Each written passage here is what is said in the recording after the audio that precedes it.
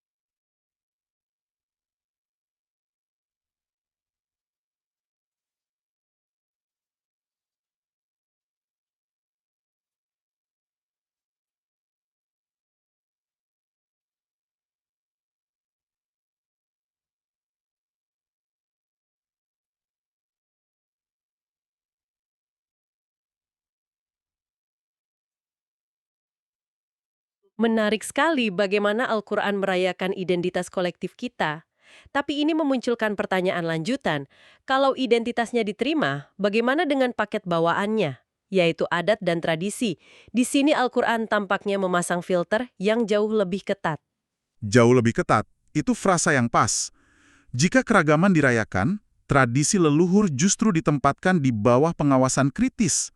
Al-Quran berulang kali mengkritik sikap yang disebut taklid buta, mengikuti tradisi hanya karena, ya ini sudah dilakukan oleh nenek moyang kami. Jadi ini bukan serangan terhadap tradisinya, tapi lebih ke sikap pokoknya dari dulu begini. Sikap yang mematikan akal sehat. Persis. Fokusnya adalah pada penolakan untuk berpikir kritis. Ini tergambar tajam sekali di surah Al-Baqarah ayat 170. Di sana digambarkan sebuah dialog. وَإِذَا قِيلَ لَهُمُ اتَّبِعُوا مَا أَنزَلَ اللَّهُ قَالُوا بَلْ نَتَّبِعُ مَا أَلْفَيْنَا عَلَيْهِ آبَاءَنَا أَوَلَوْ كَانَ آبَاؤُهُمْ لَا يَعْقِلُونَ شَيْئًا وَلَا يَهْتَدُونَ. Dan apabila dikatakan kepada mereka, ikutilah apa yang telah diturunkan Allah, mereka menjawab, tidak. Kami hanya mengikuti apa yang kami dapati dari nenek moyang kami. Apakah mereka akan mengikuti juga, walaupun nenek moyang mereka itu tidak mengetahui apapun dan tidak mendapat petunjuk? Wow, pertanyaan retoris di akhir itu sangat menusuk ya. Seolah-olah Al-Quran bilang, Anda yakin mau mempertaruhkan kebenaran cuma demi kesetiaan pada tradisi yang mungkin saja keliru? Betul, ini adalah ajakan untuk melakukan evaluasi kritis bukan penolakan total. Karena di sisi lain, Al-Quran tidak menghapus semua adat. Ia justru membangun fondasi etika sosial yang baru yang bisa jadi adat yang baik. Kembali ke surah Al-Hujurat. Di ayat 11 dan 12, ada serangkaian aturan sosial yang sangat mendasar. Dilarang saling merendahkan, dilarang mencela atau memanggil dengan julukan buruk, dan diperintahkan menjauhi buruk sangka serta bergunjing.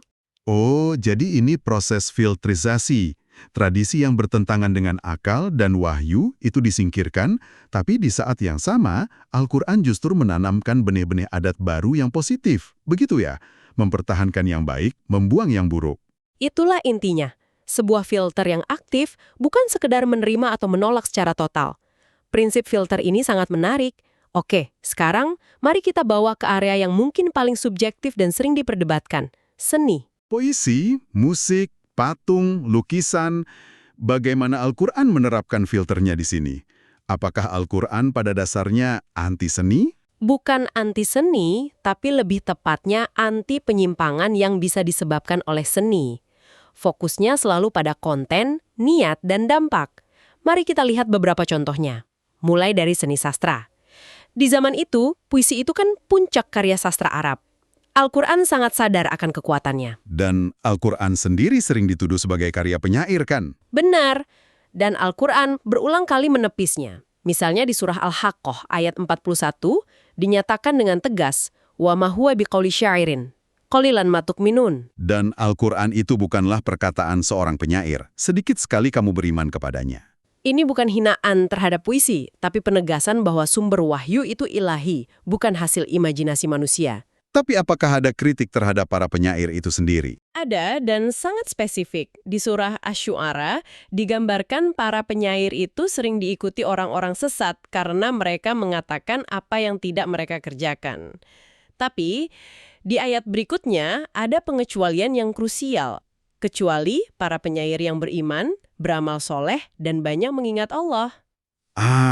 Jadi lagi-lagi ini soal filter. Bukan medium puisinya yang salah, tapi integritas dan pesan dari sang penyair. Puisi yang mengajak pada kebaikan itu beda dengan puisi yang hanya bualan kosong. Tepat sekali. Sekarang mari kita beralih ke hiburan secara umum, yang sering melibatkan musik. Al-Quran menggunakan istilah lahwal hadis atau perkataan yang tidak berguna. Konteksnya adalah tentang orang-orang yang menggunakan hal tersebut untuk menyesatkan manusia dari jalan Tuhan. Tadi disebut kata lahu. Apakah ini artinya semua bentuk hiburan itu sia-sia atau ada nuansa lain di sini? Nuansanya sangat penting. Lahu sering diterjemahkan sebagai kesia-siaan atau sesuatu yang melalaikan.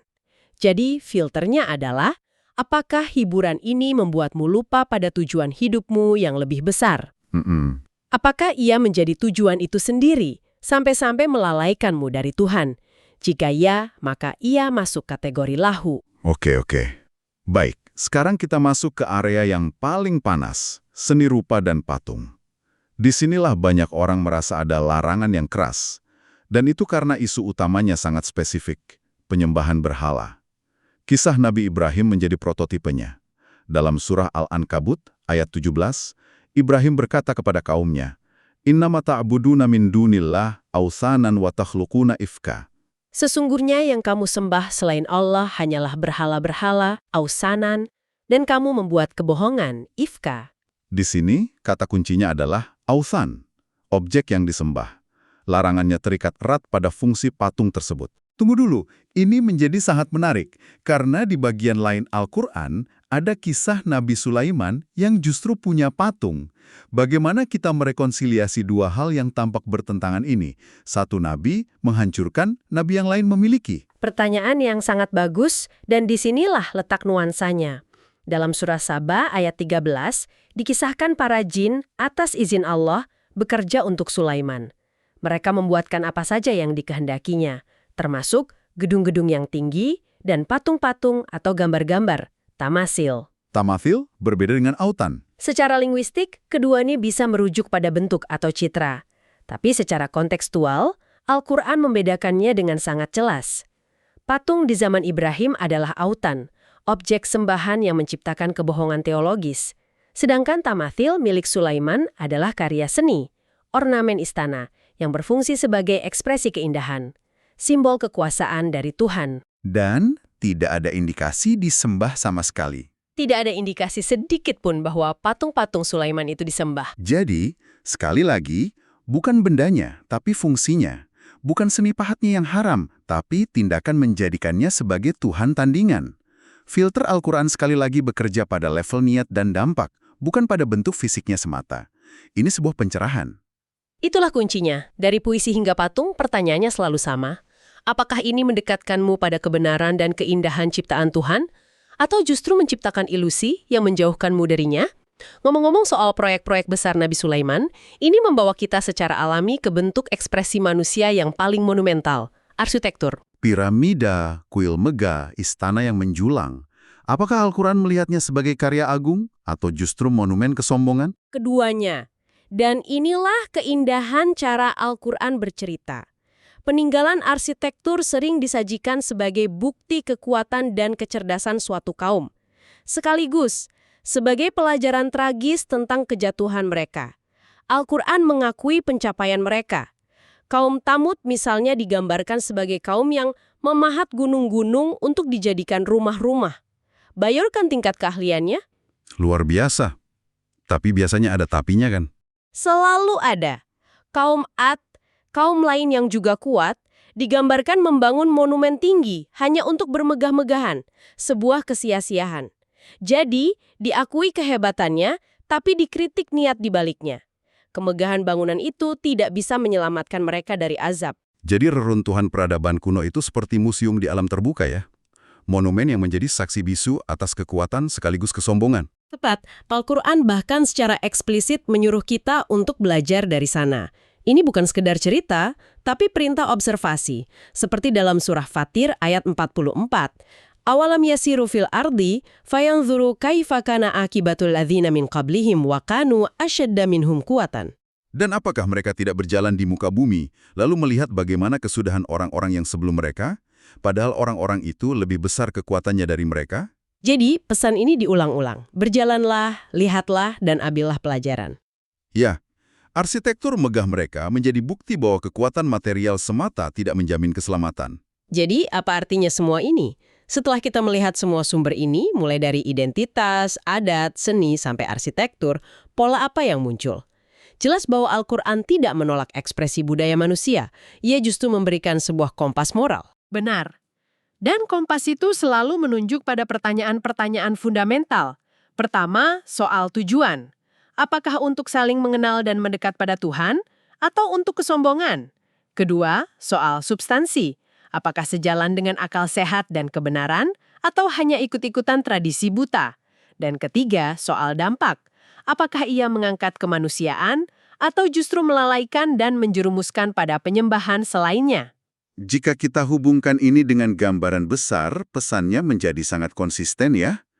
Identitas suku dan bangsa itu sah. Adat istiadat harus disaring, seni dan arsitektur dihargai sebagai wujud keindahan, tapi dikritik jika jadi sarana kesombongan. Pada akhirnya, semua ekspresi manusia diukur dari niat di baliknya dan dampaknya terhadap kesadaran spiritual kita. Anda merangkumnya dengan sempurna. Semuanya kembali pada bagaimana sebuah ekspresi membentuk hubungan kita dengan sesama manusia dan dengan Tuhan. Sebagai penutup, mungkin ada satu pertanyaan yang menarik untuk Anda bawa pulang dan renungkan. Jika Anda benar-benar menggunakan filter atau kompas moral yang baru saja kita diskusikan ini, untuk melihat dunia di sekitar Anda, musik yang Anda dengar, film yang Anda tonton, bangunan yang Anda kagumi, bahkan tradisi keluarga, apa yang kira-kira akan lolos filter tersebut dan apa yang mungkin akan tersaring keluar?